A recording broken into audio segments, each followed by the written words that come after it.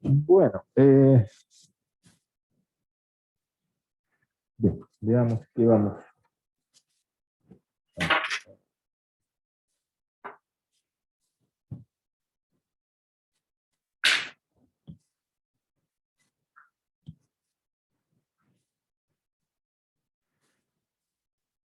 Ya,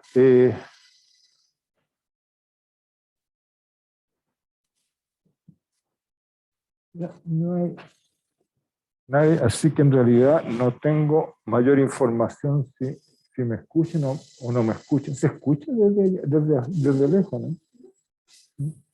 Hola. Sí, sí estoy grabando. A ver, déjame verificar. ¿Estoy grabando? Sí, estoy grabando. Sí, ahí te comunicas, te metiste tú, pero ¿se escucha?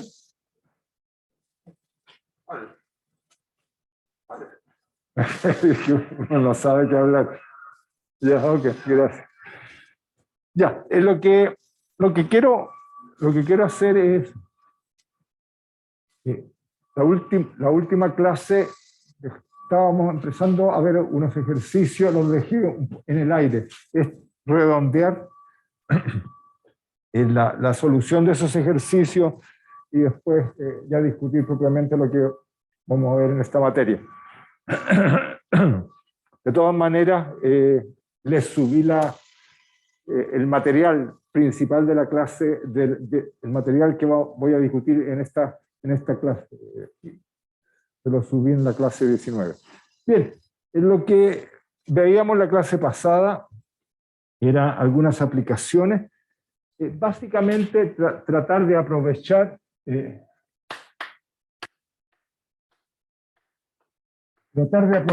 una propiedad del campo electromagnético, del campo magnético, magnetostático en particular, y que dice que el rotor del campo magnético es mu0 J. Esto en el caso estático. Caso cuando las dependencias totales son nulas. ¿Ya? Y la gracia que tiene esa ecuación, que se le conoce como la cuarta ecuación de Maxwell, salvo que después hay que agregarle un término adicional, la gracia que tiene esa ecuación es que se puede integrar. Y cuando uno la integra, puede hacer uso del teorema de Stokes. ¿Ya? Esa es la... Entonces, esta ecuación, si uno integra sobre una superficie,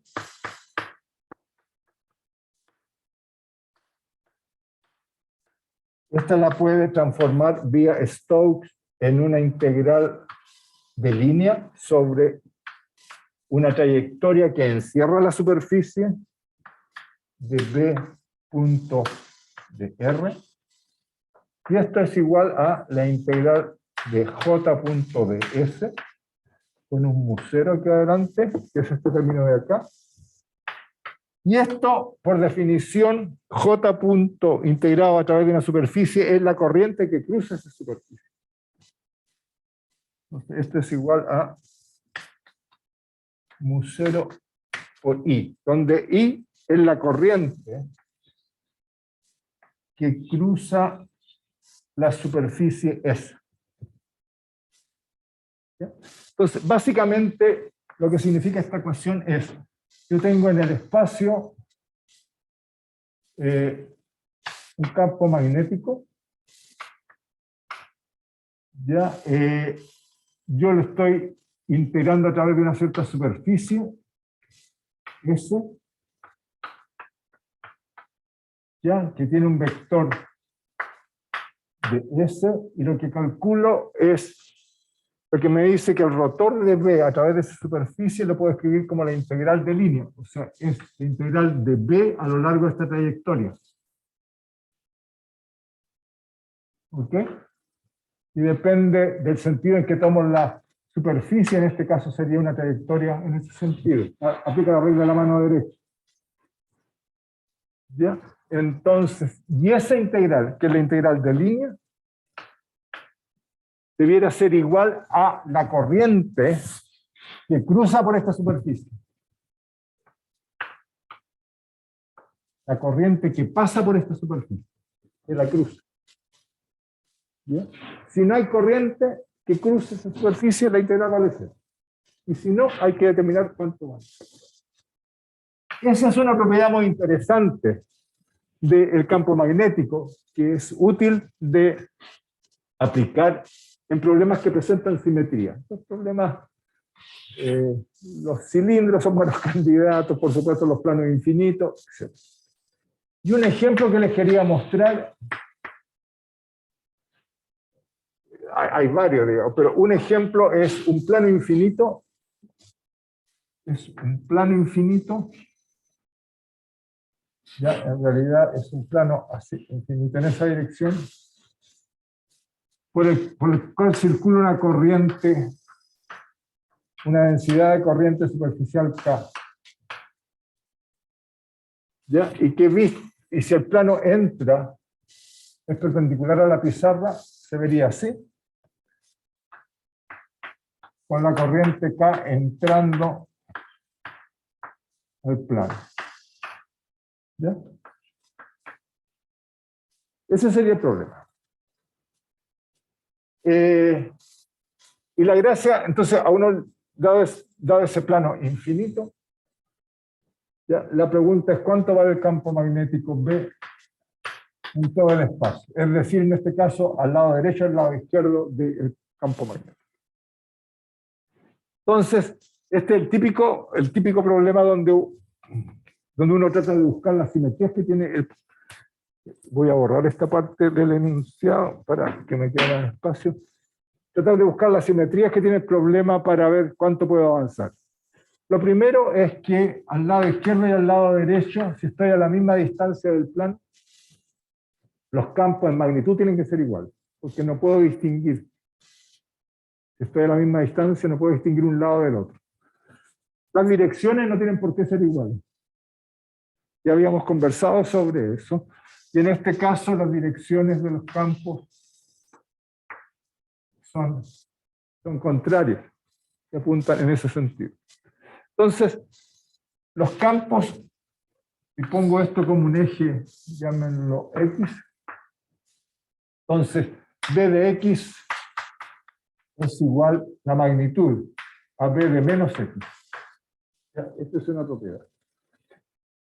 El campo no depende ni de la coordenada Z ni de la coordenada Y. La coordenada Y va hacia adentro en este caso. X y Z de las coordenadas cartesianas. No depende de las coordenadas Y y Z. ¿Ya? Porque el plano es infinito. Así que solo tienen esa dependencia. ¿Y qué otra gracia tiene el problema? No mucho más. Entonces lo que uno hace es, tratemos de aplicar esta relación que es la ley circuital de Ampère. Y para eso lo que necesito es una superficie. Bueno, la superficie puede ser cualquiera, pero hay que buscar la superficie que me sirva a mi problema. Son dos cosas distintas. Ya. O sea, una superficie por acá no me sirve. Lo único que me dice que si hay un campo y hago la integral del campo sobre esta trayectoria, aquí no cruza ninguna corriente esta superficie, así que no me da ninguna información. Me dice que esa integral, esta, es 0. Está bien que sea 0, pero no aporta. Entonces, pregunta, ¿por qué yo dibujé así libremente la dirección del campo paralelo a el plano? ¿Por qué la dirección del campo no es, por ejemplo, de esa forma? Acá podría ser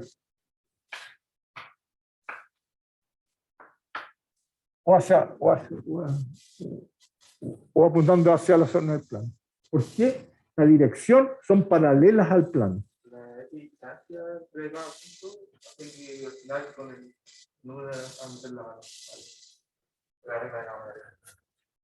Ya. Cuando uno siempre el primero punto, No, sí. El segundo va a anular la proposición y así que Se van a ir cancelando las componentes horizontales. Ya ese argumento está bien. Pero si no supieras la regla de la mano derecha,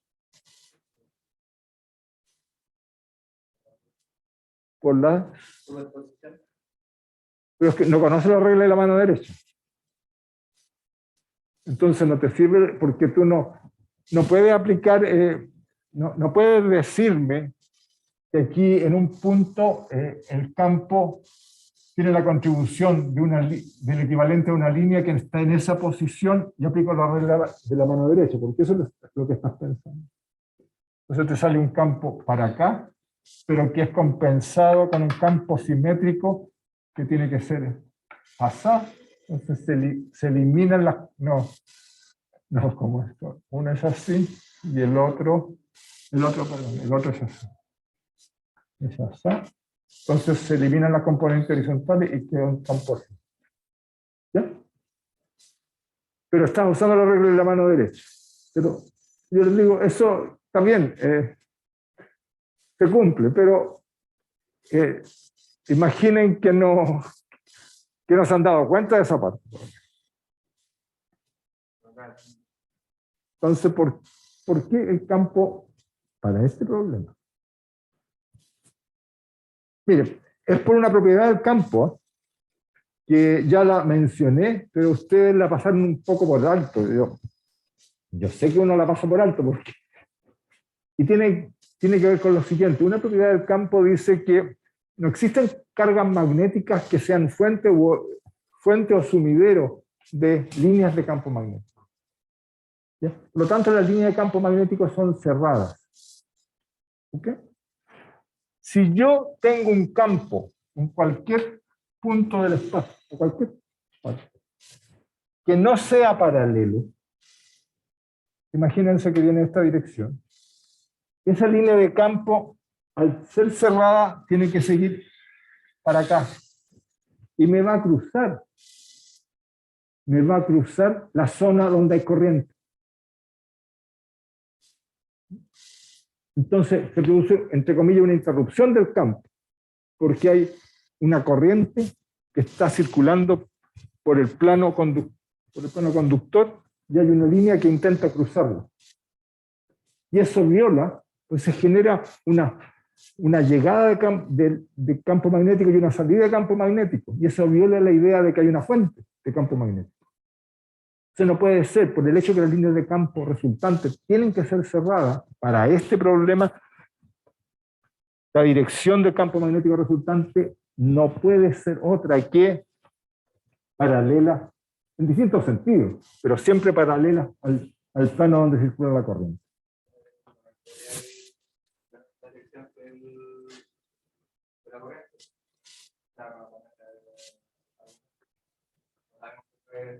Tú dices, podría venir para acá. Sí, a ver, es verdad. No, yo lo único que he dicho es que es paralelo. No he dicho que va hacia abajo. No he dicho que solamente hacia abajo, solo que es paralelo. ¿Ya? Ya, ahora, ¿por qué? Si es paralelo, ¿por qué podría ir para allá?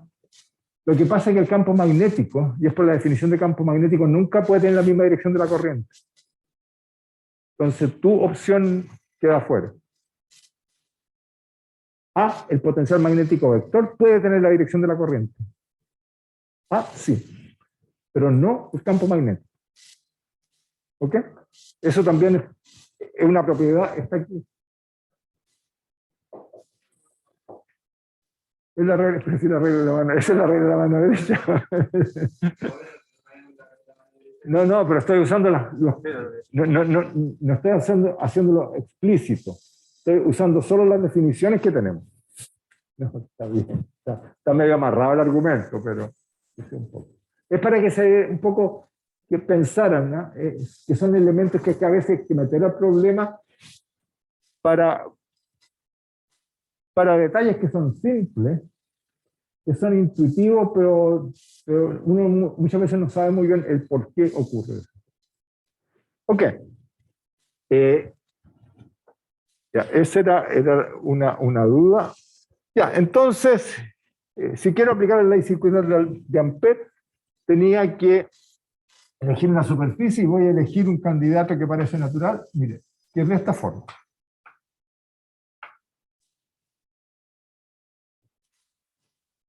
¿Ya? Porque la propiedad que uno puede construir es que el campo a ambos lados simétricamente tiene el mismo valor, la magnitud. La dirección ya la entendemos, pero no sabemos cómo depende con la distancia al plano. Entonces voy a tomar una superficie que es un cuadrado y lo voy a recorrer en este sentido. Ya, de tal manera que el elemento de superficie apunte también hacia adentro. Tiene es la misma dirección de la corriente. Para que el producto punto me salga positivo. Entonces le voy a dar aquí una altura delta L, y aquí lo voy a llamar a esto delta X1, y a esto lo voy a llamar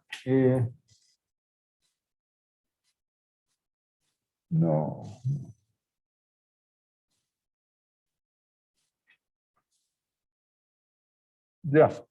Y aquí lo voy a llamar delta X2. Ya, entonces tengo que hacer la integral de línea. La integral de línea me dice lo siguiente. Empiezo, digamos, por acá. En esta zona el campo es perpendicular a esta trayectoria. Así que ese producto, en esa zona, este producto de punto cero. Entonces me queda esta contribución.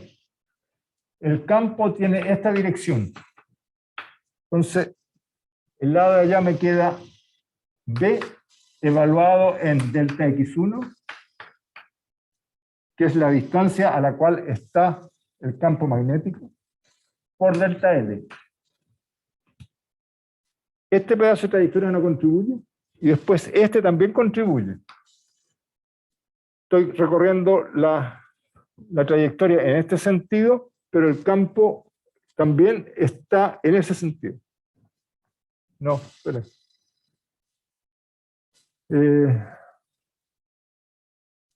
No, está bien. El campo está para allá. Entonces me queda más B de X.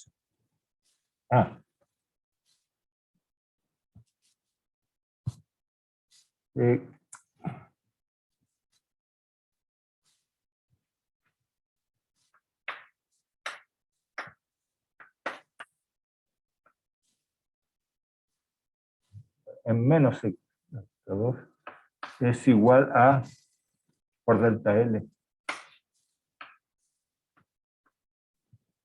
Que está feo. A ver, pero eso lo voy a escribir aquí.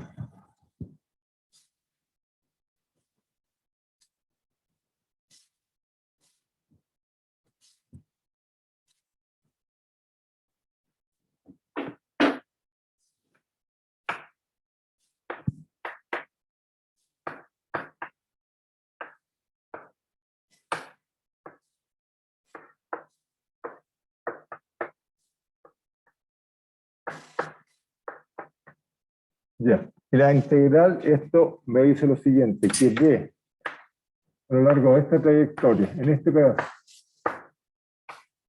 evaluado a esa distancia por delta L. Delta L es el largo del cuadrado. Y a lo largo de la vertical, la magnitud del campo no puede cambiar, porque el plano es infinito. Más B de menos delta X2 es igual por delta L, es igual a la corriente que cruza esta superficie. ¿Y la corriente que cruza la superficie cuál es? Solo hay corriente en esta zona. En la zona, en este pedazo del plano, que está cortada por la superficie. Por lo tanto, la corriente es la corriente que pasa por unidad de largo a través de este segmento de plano por el largo del elemento de la superficie. O sea que es la magnitud K por delta L.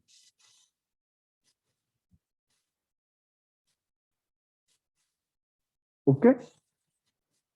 Bien, de donde obtengo, se me van los delta L, yo tengo que B delta X1 más B delta X2 es igual a K.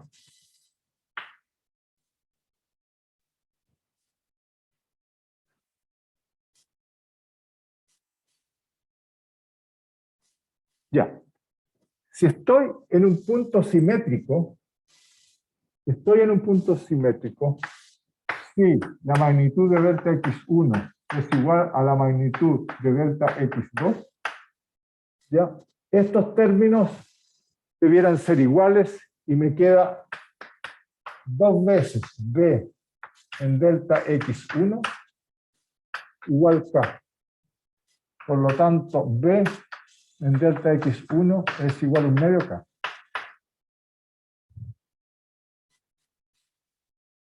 Si esto fuera simétrico, tuviera la misma, porque si fuera simétrico, uso la propiedad que las magnitudes en los lados opuestos de las coordenadas tienen el mismo valor. Dos cosas se aprenden. Uno, el valor. Pero el valor es independiente del delta X que yo elegí. Si hubiera hecho el mismo razonamiento con un delta X más grande o más chico, le da lo mismo, porque la corriente finalmente que cruza la superficie que yo elegí es solo la corriente que está en este pedazo y depende de delta L, pero no depende de cuán lejos estoy. Entonces eso es lo que uno aprende. Lo que uno aprende es que B, voy a llamar B, tiene un valor finito, la magnitud del campo es finito y no depende de delta X. ¿De acuerdo? Y con eso tengo el resultado donde B vale un medio mu0, un medio K en la dirección menos K unitario, y aquí vale mu0 medio por K en la dirección K unitario, esta en la parte derecha y esta en la parte izquierda del campo. ¿A la derecha o a la izquierda? Una está hacia abajo y otra está hacia arriba.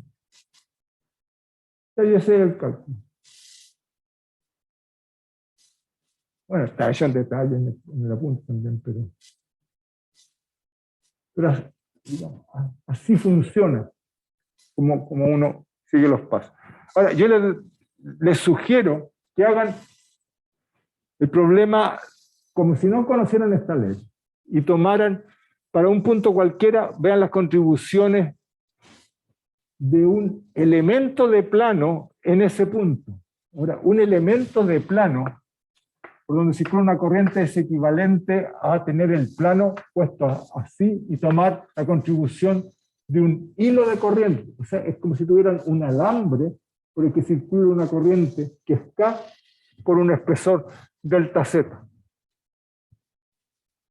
Entonces la contribución de un alambre en el punto y de otro alambre en otro punto. Ahí es la cancelación que se produce. Pero háganlo. Porque el campo que produce un alambre lo conocen. Entonces hagan la integral integrando los alambres. Y uno ve que son unas integrales más feas, pero todas convergen a este mismo resultado, por supuesto. Se va todo, aunque tienen muchas coordenadas, pero se van todas. colapsan y sale un número que es independiente de las coordenadas. ¿Ok? No sé qué otra. Aquí hay variantes.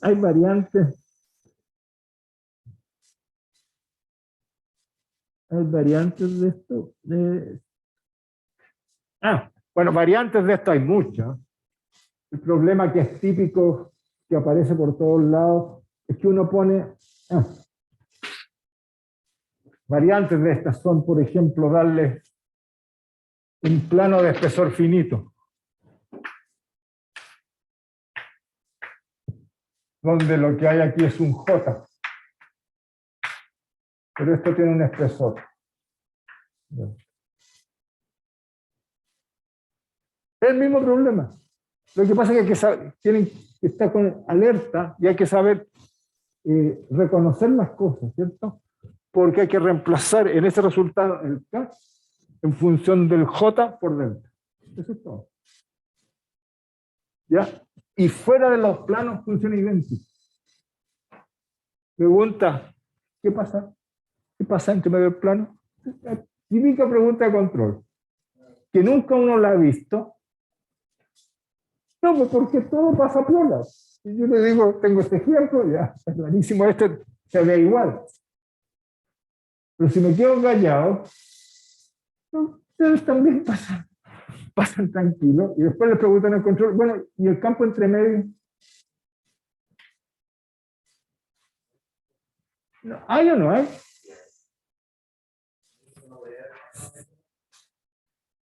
¿Dónde hay? ¿Dónde hay? Ese es el argumento. Es cierto lo que me estás diciendo, ¿no? ¿Quién es? Sí, es delicada pregunta, pero buena tu observación.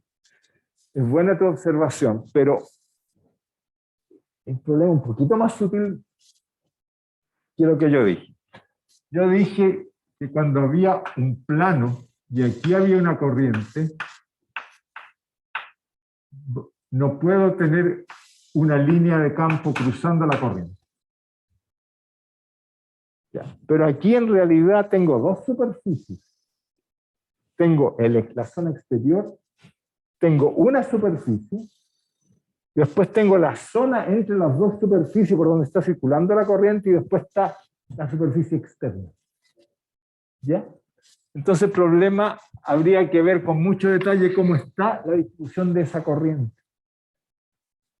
Así que no es obvio que llegar y ¿cómo se llama? Y afirmar que no existe corriente, que no existe campo que adentro. ¿De acuerdo? Estoy pensando en el resultado. Yo mismo entré en duda. ¿Cómo funciona? Si yo tengo una densidad de corriente,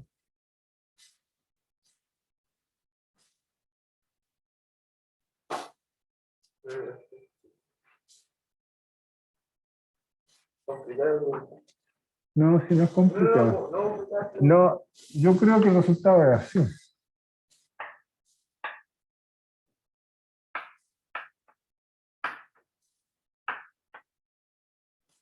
Y el campo viene así. Es para un lado o para otro. Pero si tiene una densidad de corriente, el campo que se generaría sobre el pantalla. Yo creo que es así la distribución de la magnitud de la corriente. Creo. Porque, espérate, si yo tuviera...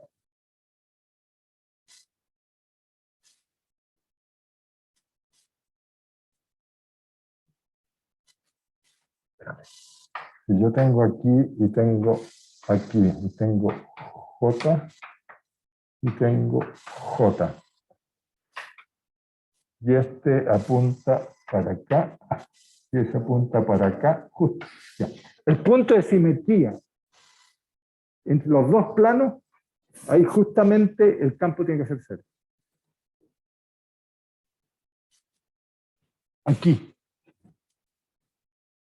Justo en el delta medio. Pero en la orilla sabemos que tiene un valor porque lo calculamos. Entonces tienen que de alguna manera ir de cero hasta el valor que tiene en la orilla. Pero para la otra orilla, recuerda que cambió de signo porque una es positiva y la otra es negativa. Así que según una sola dirección, según K, una es negativa y la otra es positiva. Entonces tengo que ir, es el gráfico que dibujé, ¿te fijas? De menos delta hacia la izquierda, el valor positivo. ¿Ya? El que va para arriba, exacto, el que va para arriba. Y acá, de delta medio hacia acá, por supuesto el cero lo estoy tomando justo aquí en la mitad del plano. Tiene valor negativo, pero en la misma magnitud. Al medio es cero, así que es obvio que tiene que ser una recta. Demuéstrenlo. Está bueno ese, ¿te fijas? Entonces uno les pregunta eso y que...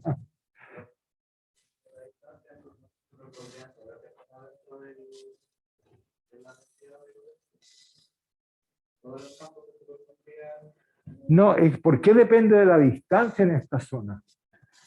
Porque lo que pasa es que si tú tienes un J, te lo voy a poner en grande aquí, y aquí tú tienes J, y aquí tienes el eje de simetría.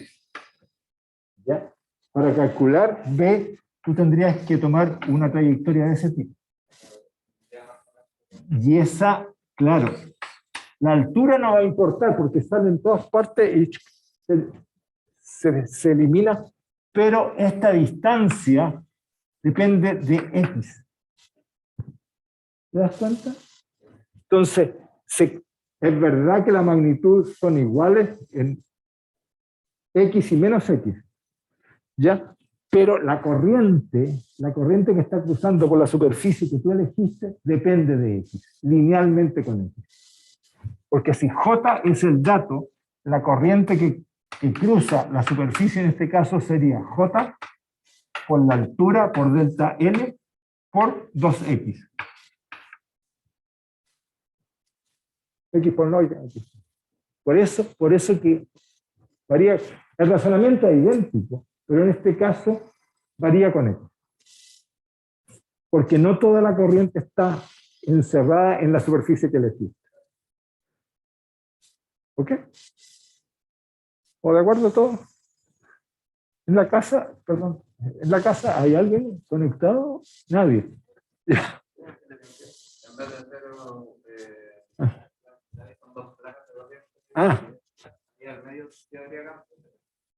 Claro, es que en eso era el otro ejemplo, que este me ocurrió de pasada. Ya, solo para enfatizarles como uno de algo que es simple, que todos ya uno entiende y de repente ¡pop!, se abre de nuevo la dificultad y ya las neuronas empiezan a sufrir. ¿Ya? Ya. El otro ejemplo, el que realmente tenía y quería mostrarles que es muy típico, muy conocido, es tener, por ejemplo, dos placas separadas, una distancia V. Y una circula una corriente K o un J, me da lo mismo. Y otro circula, imagínense, ya, si es hacia adentro, otro K. ¿Ya? Entonces, la pregunta ahora es, ¿cuál es el campo? Aquí, aquí y acá. Entonces, el problema típico de superposición. ¿Ya?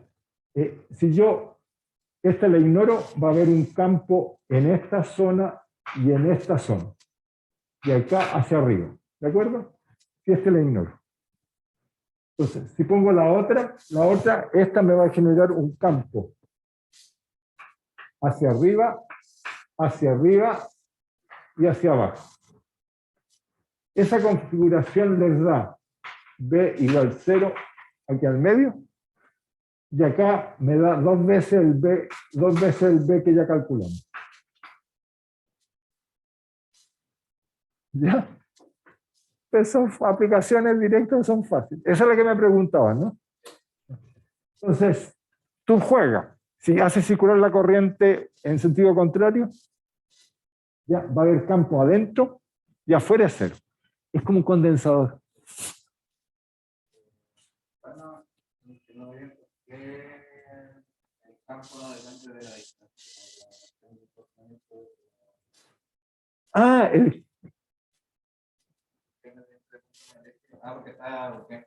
porque está en la infinita. Porque, sí, por supuesto, es esta pared.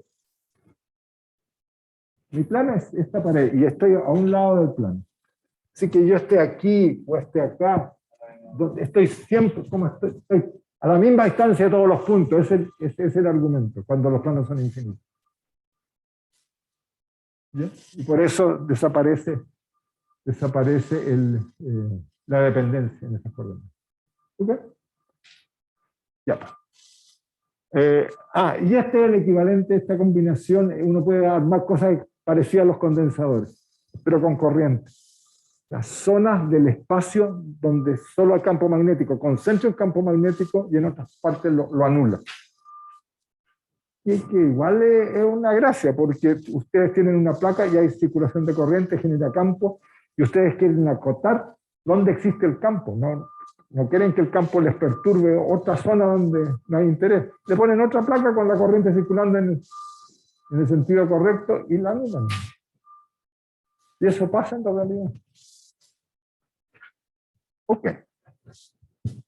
Otro ejemplo muy rápido que se los quiero mencionar porque aparece siempre, se pregunta, es conocido, es un clásico. El que está ahí muy rápidamente es lo que se llama un solenoide. Solenoide, que es una bobina. Es una bobina, como un resorte, que en general tiene m vueltas por unidad de largo. ¿Qué más tiene? Es muy larga. En la práctica, para efectos de cálculo, la vamos a considerar que es infinitamente larga. Y les voy a mostrar por qué es adecuado eso. ¿Quién más? Bueno, tiene un radio dado. Radio R, que no va a importar. Y circula una corriente I por ella. ¿Ya? Así que el problema es este. Miren,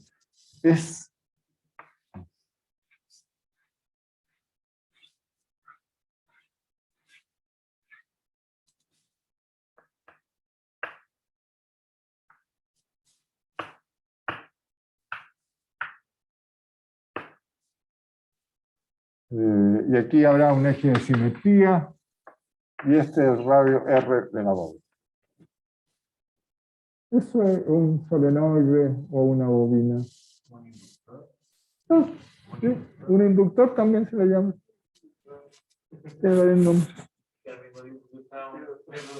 ¿En dónde?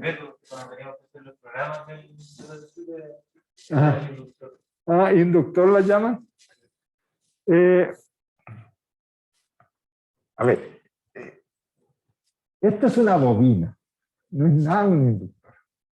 Lo que pasa es que esa bobina eléctrica, y eso físicamente es un alambre enrollado, ¿sí? No seamos muy complicados, es un alambre, o sea, enrollado.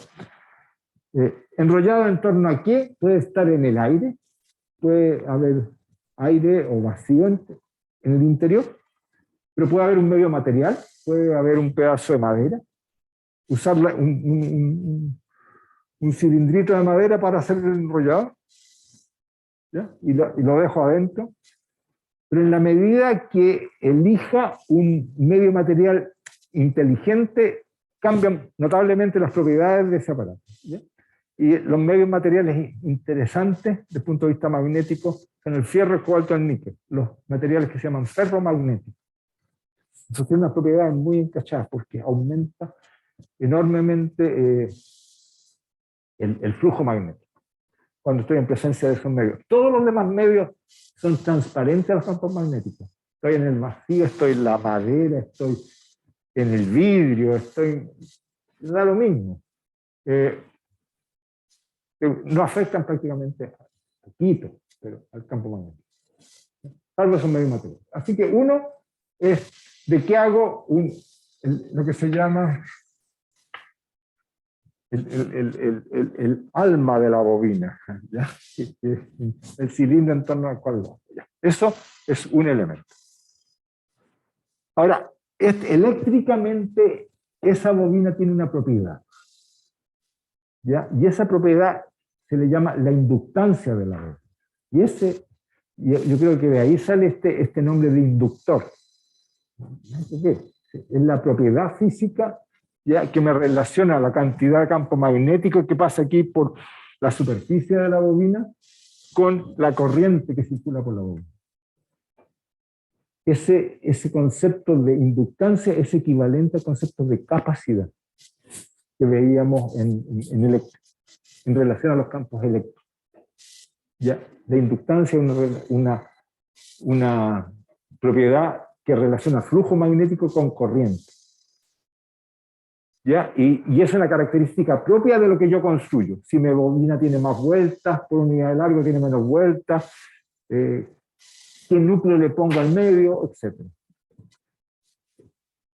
Veamos, entonces la pregunta es, para este sistema, ¿el campo magnético dónde está y cómo se construye?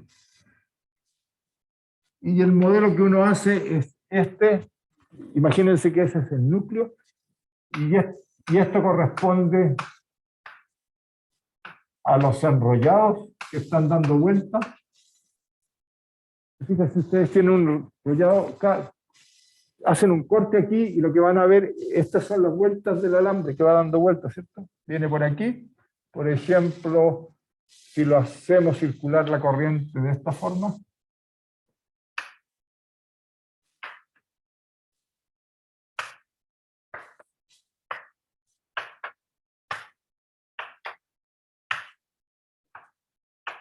¿qué significa esto? Significa que la corriente entró por aquí, por atrás, dio la vuelta por detrás del núcleo,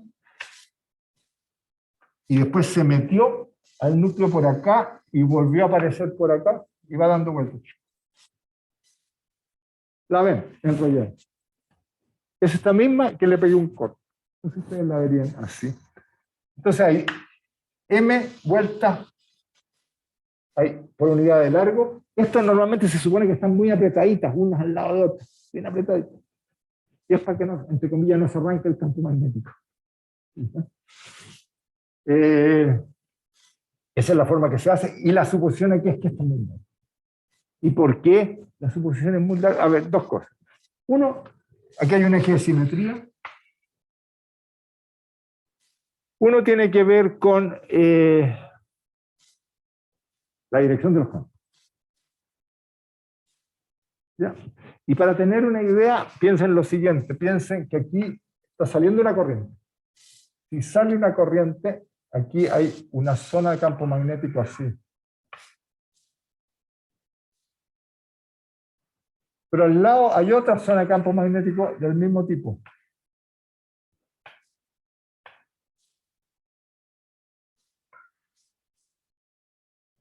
Por eso que uno quiere tenerlas bien apretaditas para que esto se sumen y no genere efectos más allá de la horizontal. Observen que si hago este dibujo muy simple, ¿qué dirección uno espera para el campo magnético? Aquí también lo pueden hacer de la misma forma, ¿se fijan? Si esto... Ah, no, está mal dibujado. Ah, no, está bien. No, sí está bien. Y esta de abajo es hacia acá. Es así y así. ¿Ya?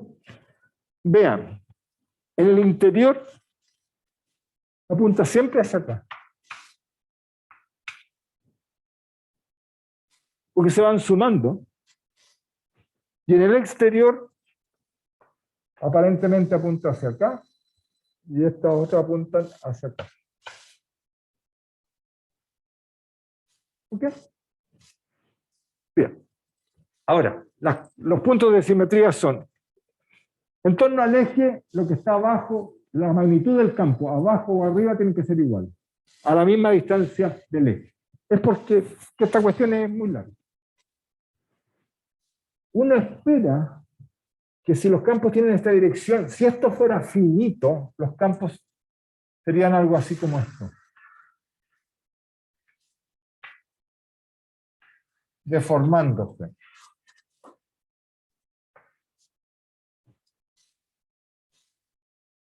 Por lo menos consistente con las direcciones. Pero en la medida que yo alargo la bobina, la vuelta que se hace el campo que está por aquí empieza a alejarse de la bobina y se empieza a dar vuelta por el infinito.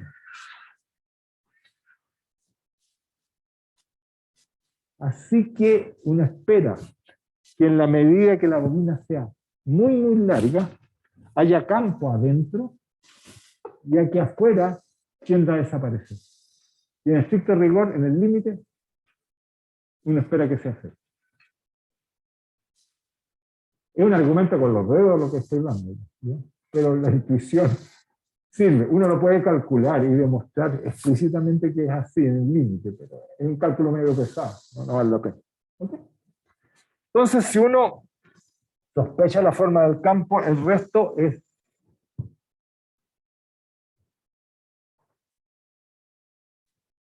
aplicar. Miren, voy a tener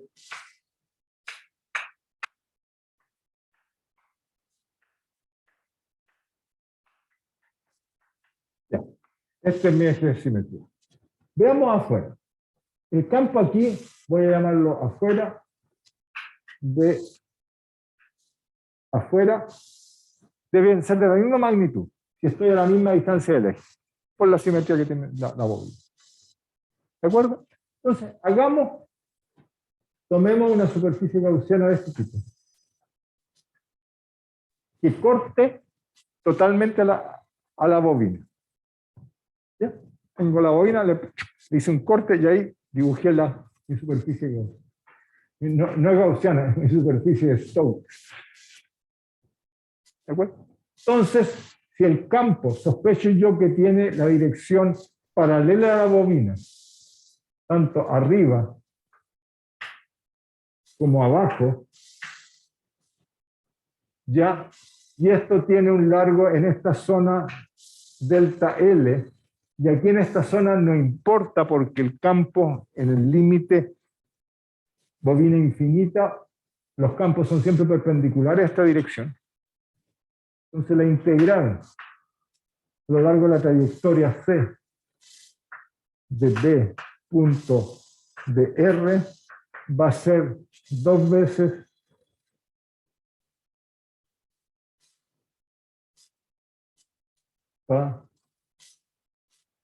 ¿está bien, no?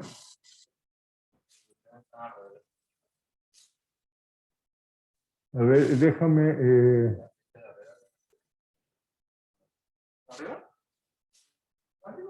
No, los campos también, ¿no?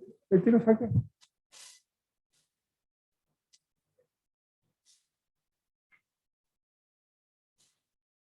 ¿Listo? Entonces, me queda, y voy a tomar la trayectoria, me da lo mismo, la voy a tomar de esta forma. Espérate. Voy a tomarla así. El DS lo tomé hacia adentro, da lo mismo en este caso. ¿Ya? Entonces me queda 2 veces B por delta L. Delta L es este lado. Es la contribución de arriba más la contribución de abajo. Ya. Y eso es igual a qué? A la corriente que cruza esta superficie. Y eso es lo importante. ¿Y cuál es la corriente neta que cruza a esta superficie que elegí?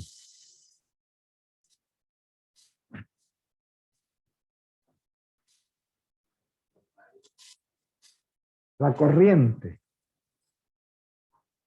La corriente. Eso es lo que dice el teorema de Stokes.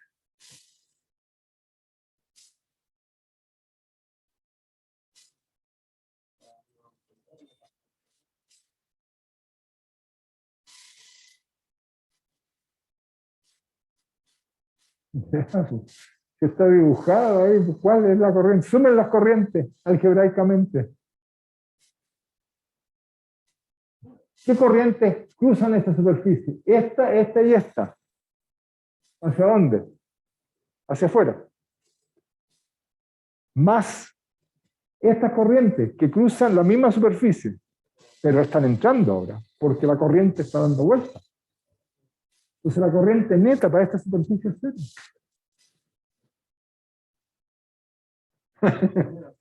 Por eso digo, vean. ¿Ah?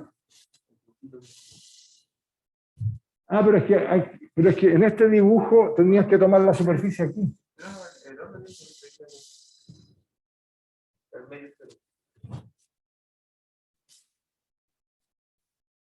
No, pero a ver, hay corriente pasando por la bobina. Sí, el truco es que a través de esa superficie especial que elegí, es cero.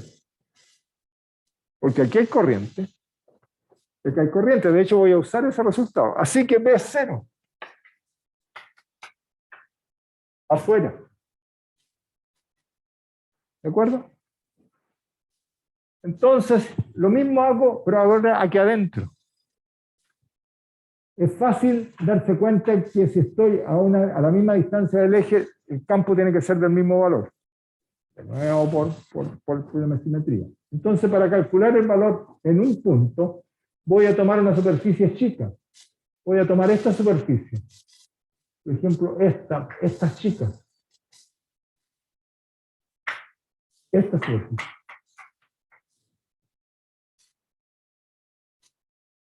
¿Ah?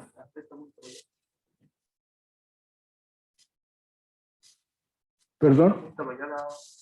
El campo. No. Una cosa es la dirección en que voy a recorrer la superficie. Otra cosa es la dirección del campo, que es B. Hay que tener cuidado, son dos cosas distintas. ¿Bien? Ya. Si yo recorro la superficie en esa dirección, significa que el elemento de superficie que estoy tomando está apuntando hacia adentro.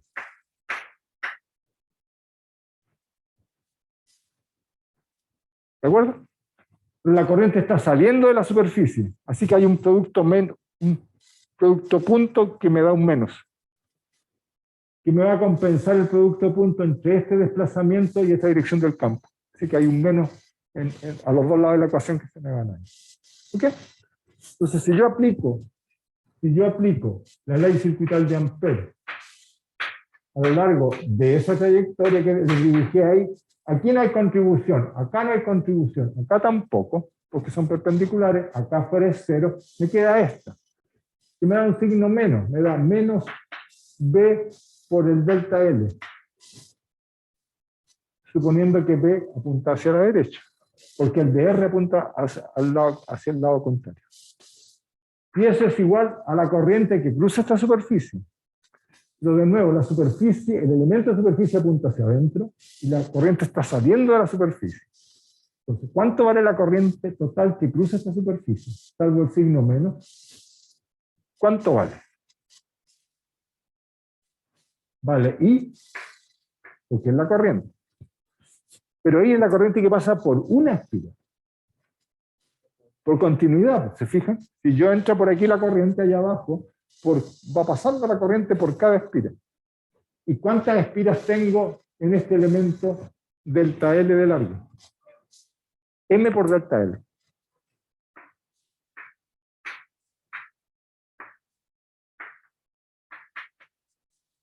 Ah, perdón, aquí falta un musero.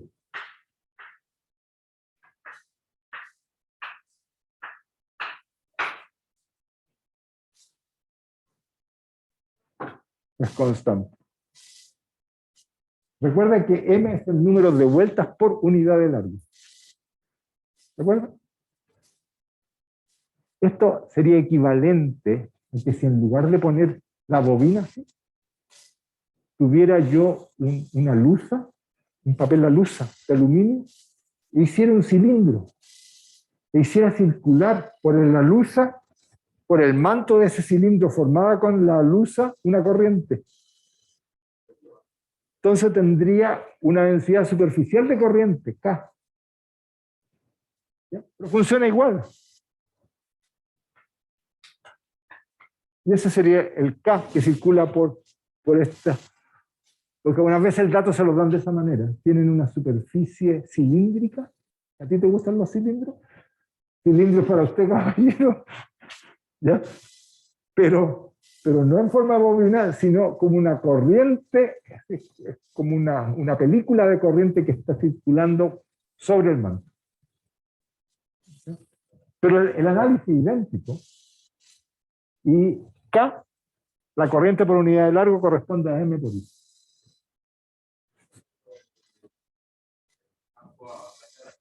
Sí. Lo habíamos hecho acá arriba. Cuando lo hicimos tomando esta superficie larga de acá afuera. No salió cero.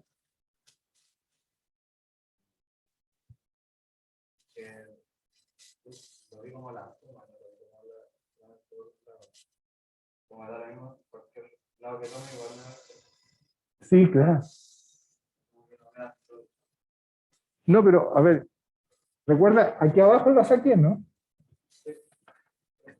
Pero la trayectoria era esta. Ya, y el campo, yo intuí con este análisis que hicimos acá, que en ambos lados tenía la misma dirección. Entonces, al hacer la integral de línea, me contribuyó 2 veces el B por el delta L. Pero la corriente que cruza la superficie que elegí era cero.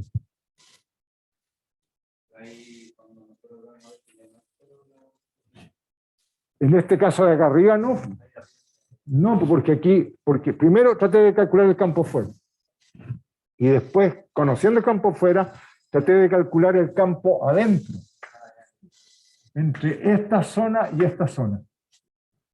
Por eso tomé una superficie que aprovecho la propiedad que ya conocía, el campo es cero, pero me queda conocer el campo que hay. Y eso es lo que me salió. No tiene una bobina infinita, ese es el principio, digamos, una bobina que es muy larga e infinita, afuera no produce campo, ¿ya? O sea, las líneas de campo se van cerrando por muy lejos. Entonces, cerca de la bobina no se ve el campo. Pero adentro produce una distribución de campo magnético uniforme. Como que es fácil. Y yo les dejo como tarea, pero está hecho, no tarea, si está hecho en el apunte. Calculen el potencial magnético vector. Pero no lo calculen a partir de la definición, calcúlenlo usando la propiedad de que B es rotor de A. Siempre que hay ecuaciones de este tipo, donde hay rotorio de divergencia, son candidatos a integrarlo sobre volúmenes o sobre superficie, porque uno tiene estas teoremas que las transforman. Entonces, si ustedes integran esta ecuación sobre una superficie, les queda que el flujo de campo magnético es igual a la integral de línea de A punto de R. Entonces, esto a uno le está diciendo, si yo encuentro una trayectoria y calculo el flujo de campo magnético a través de la superficie encerrada por esta trayectoria, voy a poder despejar A. En algunos casos. Por eso que digo que echen una mirada. Está hecho en la punta de toma. Ya, descansemos 5 minutos. Tú eres el sensor, ¿ah?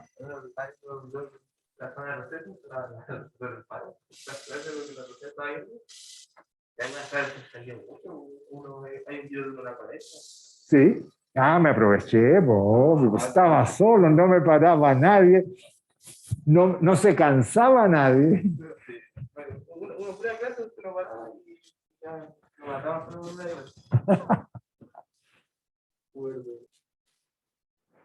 Bien.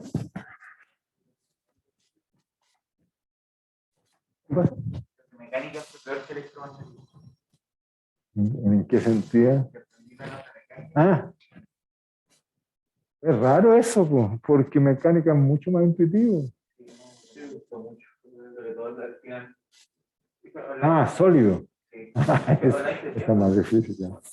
Ya se pierde el sólido la parte. Se pierde, Vamos claro.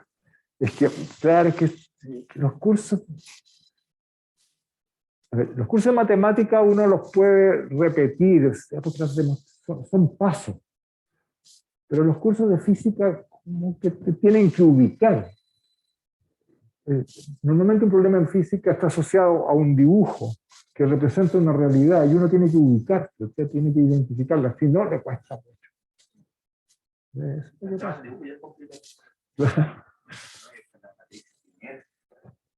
Pero que sí te las pasó, lo hiciste con escala. Sí. ¿Qué pasó? Pero, no se las pasaron, yo estaba coordinado. Y no, pero yo sé de profes que no pasaron nada de momento de inercia ni nada. Pero que le enseñaron a diagonalizar las matrices, encontrar los ejes principales y todas esas cosas. No creo que se lo hayan preguntado. No estaría ninguno en este curso. Igual las cosas era uno, o y si eran distintas, lo teníamos que hacer.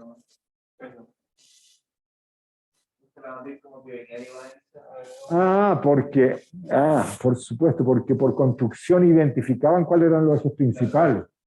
Ah, no, ahí sí. Ahí sí. Pero esto es difícil, si yo te doy un sólido en cualquier forma, encuéntrame los ejes que diagonalicen el tensor de inercia. No es tarea fácil. No es para nada fácil. Mecánica de roca. No es para nada fácil eso.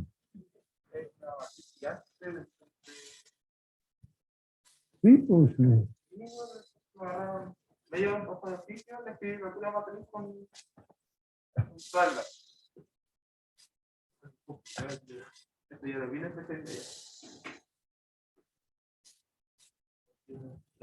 Así es la historia con... ya. Lo que quiero, en realidad, esta clase, lo nuevo que les voy a mostrar es poco, ¿eh? pero es interesante. Mira, hemos visto, bueno, cómo distribuciones de corriente generan campos magnéticos. Propiedades del campo, sabemos cómo calcularlo en distintas condiciones. Estamos de a poco, digamos, practicando.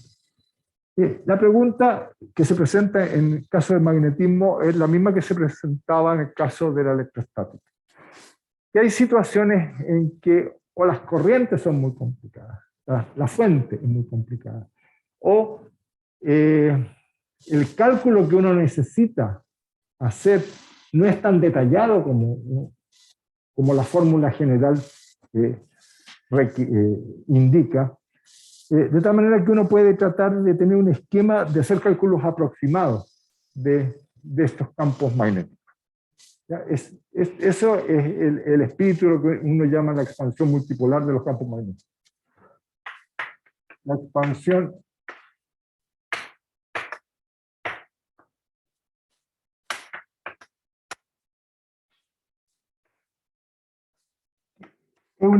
es un esquema de cálculo aproximado del campo magnético B, producido por una distribución de corriente. Eso es. Así como cuando estudiábamos, por ejemplo, campo eléctrico, yo les ponía la pregunta, imagínense, tiene una distribución bien complicada de campo eléctrico. Pero si yo estoy bien lejos, ¿ya? ¿Pueden adivinar cómo es el campo eléctrico bien lejos?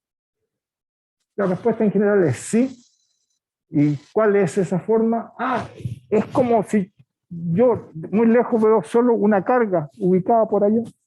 Entonces, el campo eléctrico que yo siento no puede ser distinto a tener una misma carga equivalente. La carga que está distribuida de una forma muy rara que no conozco, pero la tengo muy lejos, así que el campo eléctrico va a ser el campo que produce una carga puntual. Pero si yo me empiezo a acercar, ya la cosa se empieza a complicar. porque ya veo que no es una carga puntual, sino que tiene cuadratitos y tiene cosas, puede tener distribución. Entonces, el esquema, ¿cierto? Estos esquemas de aproximaciones multipolares, entonces, lo que le cuenta a uno es cómo uno, a la medida que se va acercando, va corrigiendo el resultado original. Siendo el resultado original el valor del campo que uno observa cuando está en puntos alejados. Entonces va corrigiendo y eso significa tomar momentos de la distribución de carga.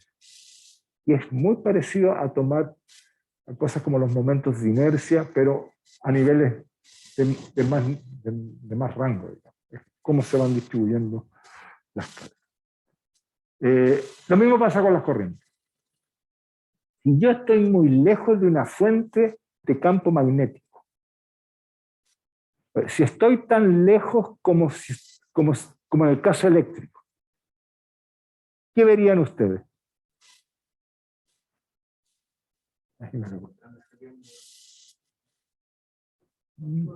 Si yo tengo una distribución de corriente finita, o sea, porque no es un plano infinito, porque si es infinito me va a llegar donde estoy yo estoy muy lejos.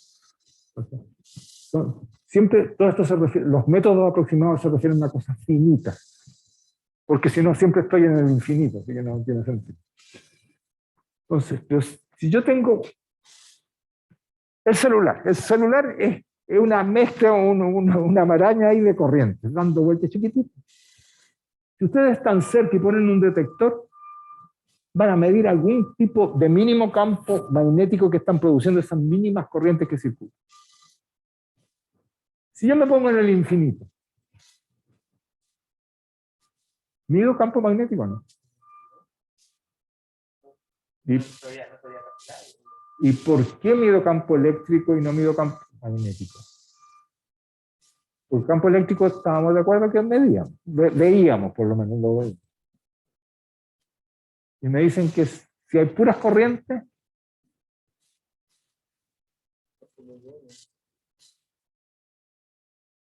¿En caso de altas corrientes o en caso de una corriente? es lo mismo, pero finito. Están en una zona del espacio. Cuando digo finito, es que no llegan hasta el infinito. Que no llegan muy lejos.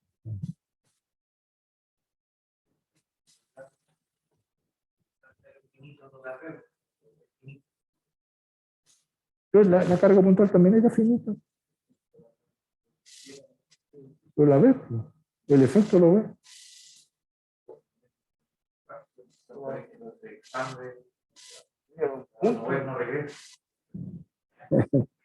Está bien, está bien. A ver, la respuesta, la pregunta me da tramposa. ¿Qué se vería? Sí, pero es que yo les hice un detalle que ustedes no tienen por qué a lo mejor darse cuenta. Es que en la medida, digamos, les insinué que en la medida que yo vea el efecto eléctrico, o sea, yo tengo la fuente y veo el efecto eléctrico, bien lejos. En la misma medida que estoy a la misma distancia, si tuviera corriente en lugar de esas, si tuviera esas cargas en movimiento, ¿vería campo o no? Campo magnético. Ya. Bueno, la respuesta en principio es no. ¿Y por qué? Porque las corrientes están asociadas normalmente a carga neta del sistema cero. ¿Ya? Y son cargas que están en movimiento. Pero si yo integro sobre lo que producen todas estas cargas, ellas se cierran sobre sí mismas porque son finitas y son corrientes. Para que sean corrientes tienen que cerrarse sobre sí mismas. ¿Ya? Por lo tanto, muy lejos no hay el equivalente a una carga eléctrica. El que no exista carga magnética indica justamente que si estoy muy lejos, yo no veo el equivalente al campo eléctrico. Entonces tengo que estar, entre comillas, más cerca para ver otra propiedad de la distribución de corriente, que sí es dominante desde el punto de vista de la producción de campo magnético. Eso es lo que está en juego en esta conversación. El esquema de cálculo es un esquema de cálculo Ahora, no lo voy a hacer directamente para B, se acostumbra a trabajar con el potencial magnético vector. ¿Por qué? Porque es más fácil. ¿Ya? Y B es el rotor de A. Por lo tanto, si hago una expansión para A, tengo automáticamente una expansión para B una vez que tome la operación rotor. ¿Ok? Ahora, si yo tengo una distribución de corriente por aquí, J, en la coordenada R', y me pregunto cuál es el potencial magnético en la coordenada R, ¿cierto?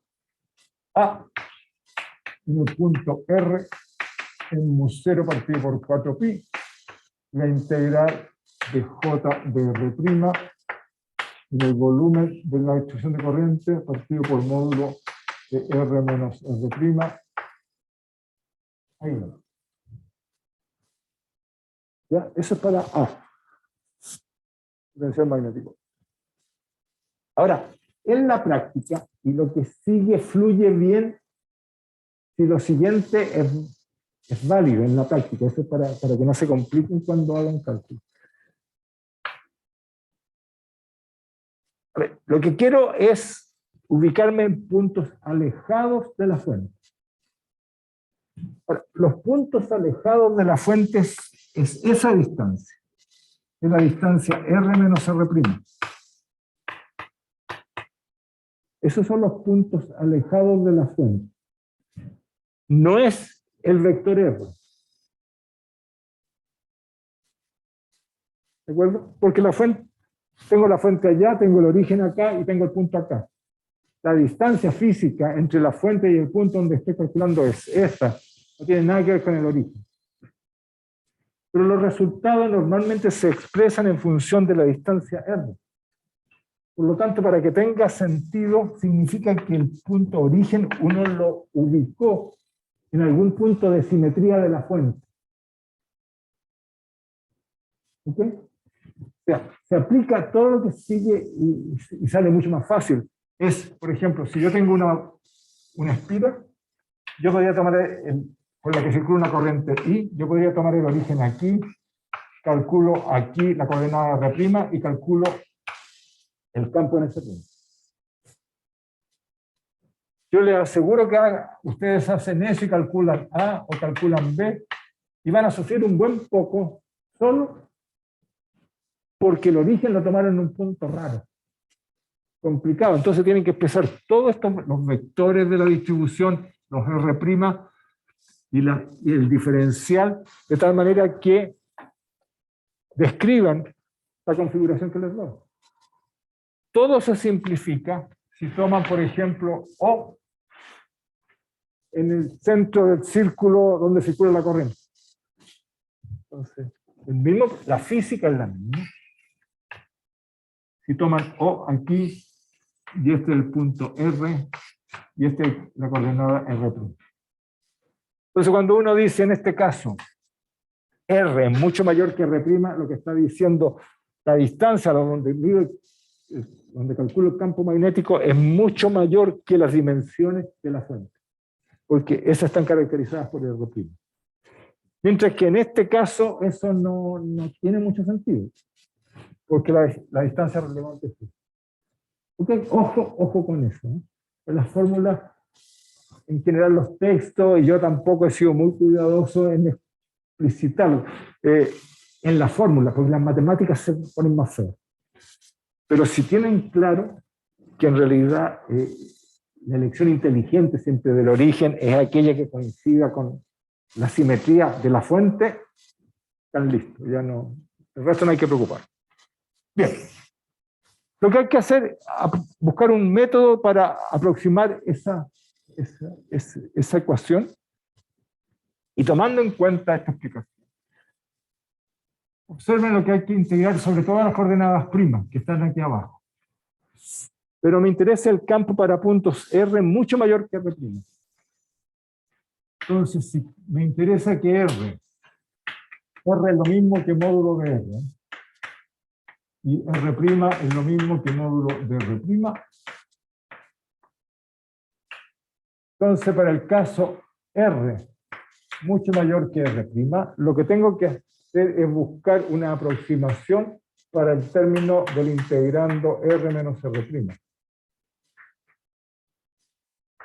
Si esto es idéntico o 1 partido por R cuadrado menos 2R, R' unitario punto R' unitario más R' cuadrado elevado a 1.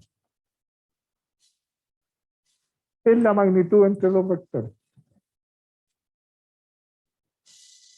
¿Ya? Y esto aproximarlo en este caso. Entonces, cuando uno lo aproxima, por ejemplo, R lo puedo sacar fuera de la integral, les queda 1 partido por R, 1 partido por módulo de 1 menos 2 R' sobre R por R punto R unitario más R' sobre R al cuadrado elevado a 1/2. Pero en esta aproximación, R' sobre R es mucho menor que 1.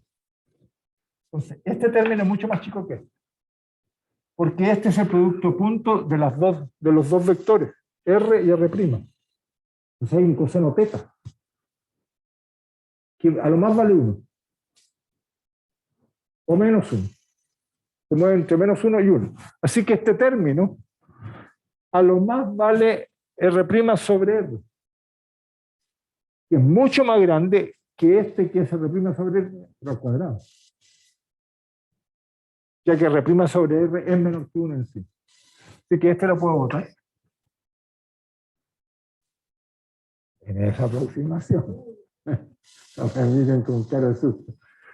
Y después aproximo este término, tengo que hacer la aproximación 1 partido por raíz de 1 menos alfa, cuando alfa es chico, por serie de Taylor. ¿Ya? Y esto es fácil, porque esto es, ahora voy a ponerlo, 1 partido por R, factor de 1. Primer término sería fácil, pero el segundo va a ser algo así como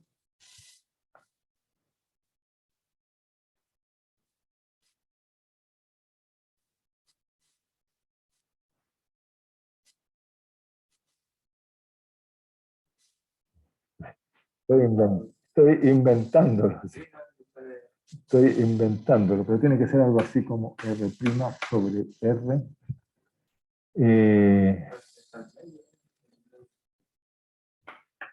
Por R punto R'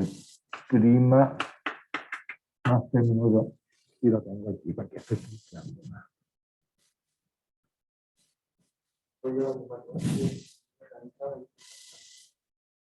¿Quién fue? No, no, está bien, está impeque, ¿no? Al ojo nomás, pues, si esto, un poco al ojo salen estas cosas. Pero si esta es la aproximación de este es 1, y después les queda es 1, entonces hay la derivada de esto, hay un menos, un medio, de lo mismo, pero a otra potencia, que igual se me transforma en 1 y después hay un menos 1. Porque la derivada de alfa. ¿Ya? Y multiplicado por alfa. Entonces aquí le queda un medio alfa. En este caso alfa vale 2R' por R. No, si el menos lo toma en cuenta. Pues. Porque el menos fue porque esta es la primera derivada. Entonces pinché un menos de otro lado. Está bien, hasta los matemáticos tendrían que quedarse callados. ¿No le gusta la aproximación? ¿No le gusta? No. Pero si ella Taylor inventó las aproximaciones, ¿por qué no podía resolver los problemas? Bueno, a ver, si lo que quiero mostrarles por lo menos en esta clase es lo siguiente. Es que cuando uno hace eso, el potencial A lo puedo escribir como la suma de varios términos. Es 1 partido por 4pi Entonces, el primer término va a ser,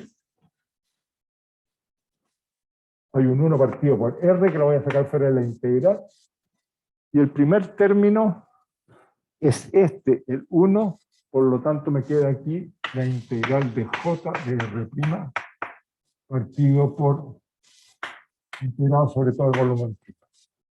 El otro término quedamos 0 partido por 4pi, 1 partido por R, la integral sobre el volumen.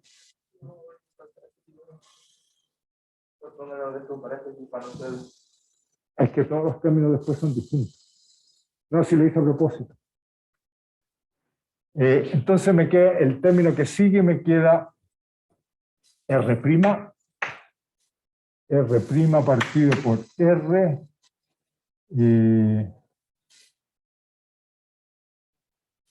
R' partido por R, este término R unitario punto R' unitario por J de R' integrado sobre D'. ¿Ya? Esto también se puede escribir de otras. Más términos de orden superior.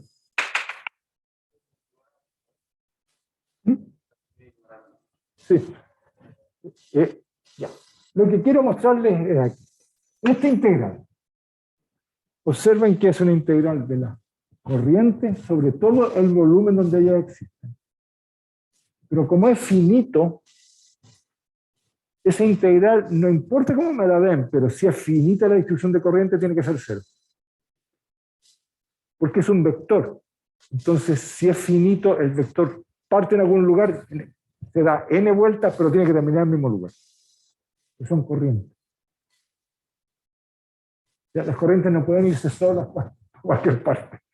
¿Ya? Así que este término es exactamente 0. Eso es lo que quería decir. El término dominante, el equivalente a la carga eléctrica, no existe.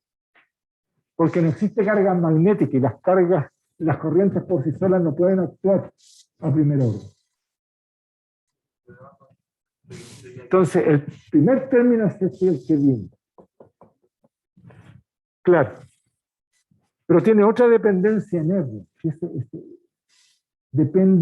Decae mucho más rápidamente. El término dominante decae más rápido que el término principal. Este término se llama el potencial A en la aproximación dipolar. Y después vienen otros términos que uno puede... ¿Perdón? Sí, aquí lo puedo sacar.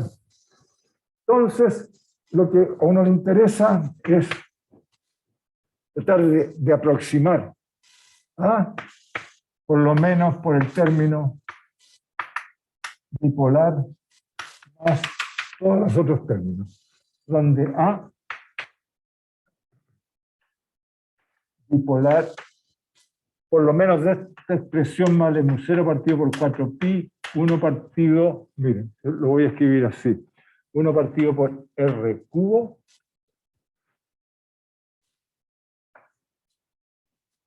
de R punto R', J de R', de D'. Lo que hice aquí fue multiplicar por R aquí, ya, para ponerlo en forma de vectores. No, el R' con este es el vector R unitario por R', me da el vector R'. Aquí multipliqué por 1 y aumenté en una potencia. O sea, multipliqué aquí por un R y aumenté el R aquí arriba. Entonces, me queda eso. ¿Y por qué me queda de esa forma? Porque esto lo puedo arreglar para que resulte muy bonito. Y para que la censura aquí no me cuelgue, voy a tener que parar. Nuestro sensor.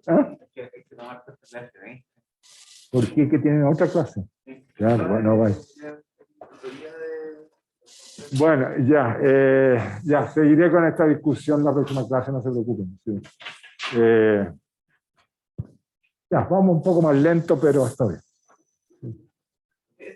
Pero prefiero que por lo menos 3 personas traten de entender bien. Sí, paro, después oye, las clases de la 40 y después más que Pero no sean injustos, porque si ustedes miran esas clases, están llenas de ejemplos, y ejemplos desarrollados, y ejemplos que no son triviales. Así que en realidad lo que les dejé ahí es harto material para que ustedes puedan estudiar, más que haberles tomado mucho tiempo. Estaba igual contento, usted dio, decía, cortado un video, no había nadie, no había pregunta y usted le metió, me inspiró, como se puede decir. Bien, ya. Bien, nos vemos ¿va a venir alguien el jueves ya o no?